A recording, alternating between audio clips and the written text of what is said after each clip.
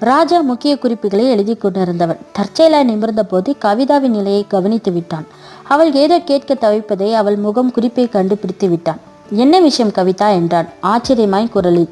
ஒன்றுமில்லை, ஒரு விஷயம் உங்களுடன் கேட்க வேண்டும். கேட்க தயக்கமாய் இருக்கிறது சார். கவிதா பீடிகுடன் இழுத்தாள். தயக்கமா? என்னிடமா? தாராளமாய் கேள்.